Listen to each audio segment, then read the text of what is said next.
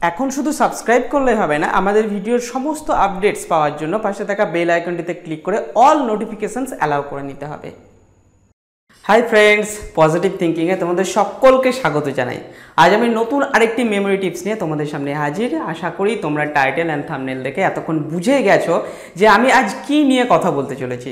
হ্যাঁ বন্ধুরা, আজ আমি তোমাদেরকে বলবো রঙের মাধ্যমে কিভাবে পড়া মনে রাখতে হয় তার টেকনিকগুলি।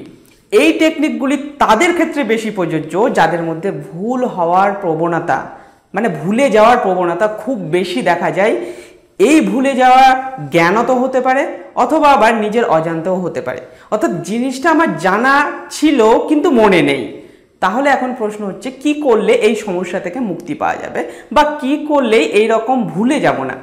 এই রকম ভুলে না যাওয়ার কি কোনো টেকনিক আছে? আছে বস।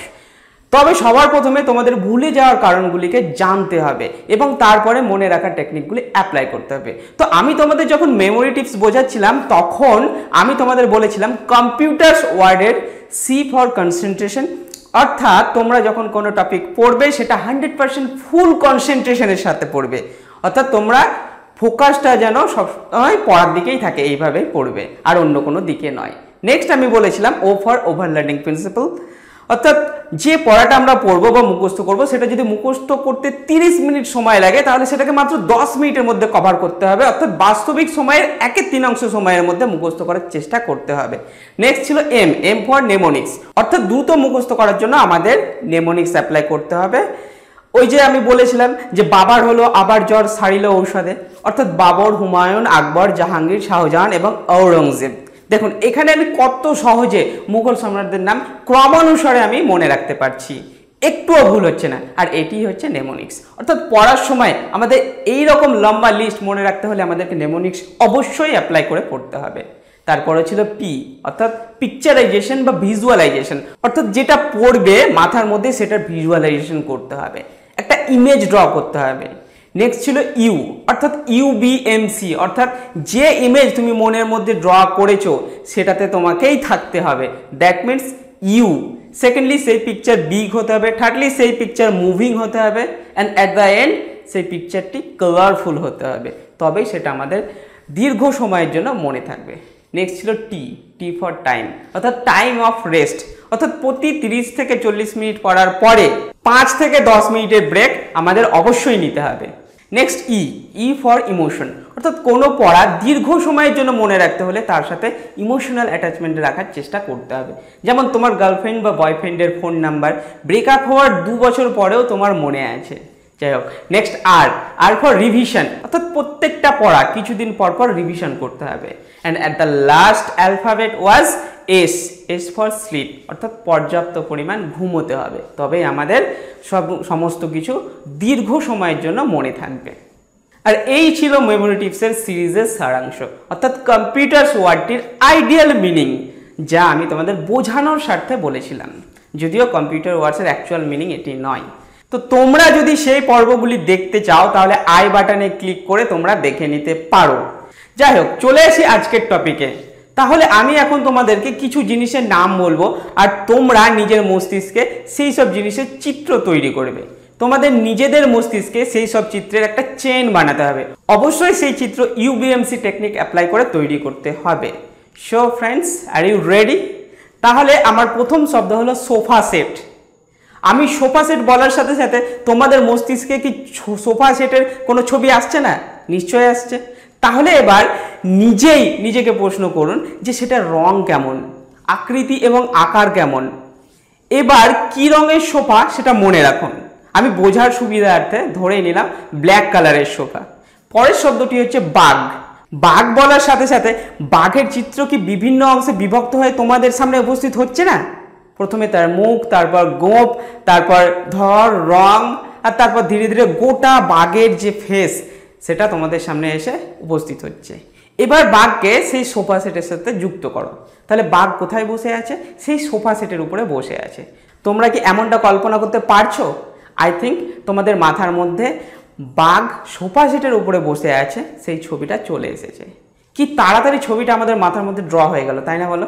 কারণ আমাদের মস্তিষ্কে আগে থেকেই একটি ইমেজ ডিকশনারি আছে, আর তোমরা চাওয়া মাত্রই সেটা তোমাদের চাহিদা পূরণ করে দেয়। এবং এটা শব্দের গতিবেগের থেকেও দ্রুতগামী হয়। যে মুহূর্তে তুমি নিজের মস্তিষ্ককে কোনো তথ্য প্রদান করো, তোমার মস্তিষ্ক তৎক্ষণাৎ সেটার একটা চিত্র বানিয়ে নেয় আর তুমি সেটাকে ধ্বনির সঙ্গে যুক্ত করে দাও। যাই হোক, পরের শব্দটি হচ্ছে কিটক্যাট চকলেট। এমনটা কল্পনা করো যে বাঘ লাল রঙের কিটক্যাট চকলেট খাচ্ছে। পরের শব্দ হচ্ছে সাইকেল। আর তারপর মাইকেল জ্যাকসন। পরের শব্দ হচ্ছে নীল রঙের বাস। নীল রঙের কোনো বাসকে কল্পনা করো। Next apple.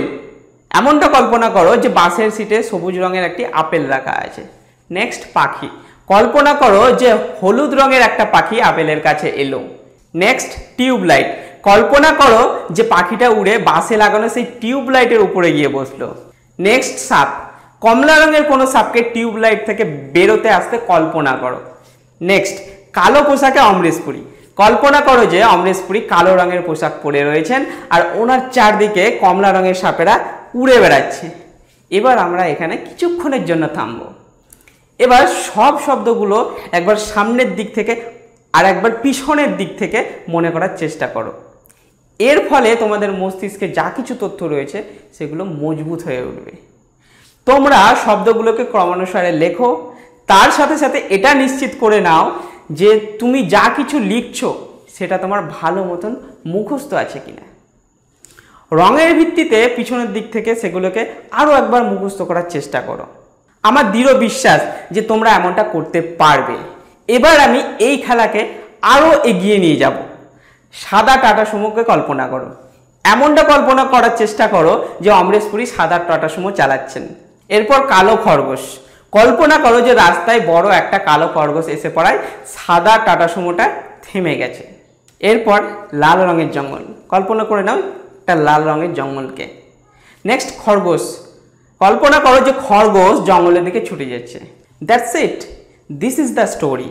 এবার দেখো এই রং দিয়ে যে স্টোরিটা বানালে সেটা মনে করতে পারলেই আমরা কি কি জিনিসের নাম বলেছিলাম সমস্ত কিছু তোমাদের মনে পড়ে যাবে। এবার আমি তোমাদের শুধু শব্দ দেব যার দ্বারা তোমাদেরকে চেন বানাতে হবে, যেটা থেকে তোমরা অবজেক্টকে আগেরটার সঙ্গে জুড়ে দিয়ে একটা স্টোরি বানানোর চেষ্টা করবে। শব্দগুলো হচ্ছে Onida TV, Spiderman, swimming pool, pineapple pastry, Atal Bihari Vajpayee, আম গাছ। এই শব্দগুলো নিয়ে এইভাবে একটা স্টোরি ক্রিয়েট করো। দেখো এতগুলো শব্দ যদি তুমি এমনি এমনি মুখস্থ করতে চাও তাহলে কিন্তু মুখস্থ করতে অনেক টাইম লেগে যাবে এবং মুখস্থ হলেও খুব অল্প সময়ের মধ্যেই তুমি কিন্তু ভুলে যাবে। যাই হোক, চলো আমরা এবার চেষ্টা করি এই শব্দগুলি নিয়ে একটা স্টোরি ক্রিয়েট করার। প্রথমে অনিডা টিভি। ধরো লাল রঙের জঙ্গলে তুমি অনিডা টিভি পেলে, যদিও পাওনি তবুও ধরে নাও যে পেলে। টিভির মধ্যে তুমি স্পাইডারম্যানকে দেখতে পেলে। স্পাইডারম্যান আবার সুইমিং পুলে স্নান করছে। জল থেকে উঠে এসে স্পাইডারম্যান পুলের বাইরে রাখা পাইনাপল পেস্ট্রি খাচ্ছে। ঠিক তখনই সেখানে অটল বিহারী বাজপেয়ী এলেন আর উনি স্পাইডারম্যানের সঙ্গে হ্যান্ডশেক করলেন। এরপর অটল বিহারী বাজপেয়ী নিজেকে ক্ষুধার্ত অনুভব করছেন আর উনি আম খাবার জন্য আম গাছের কাছে গেলেন। দেখুন খুব সুন্দর একটা স্টোরি ক্রিয়েট হয়ে গেল। এবার দেখো আমি এলোমেলো শব্দ দিলেও তোমার মাথার মধ্যে কিন্তু এই স্টোরিটা গেঁথে গেছে, কারণ তুমি এটাকে একটা স্টোরির মতো করে সাজিয়েছো।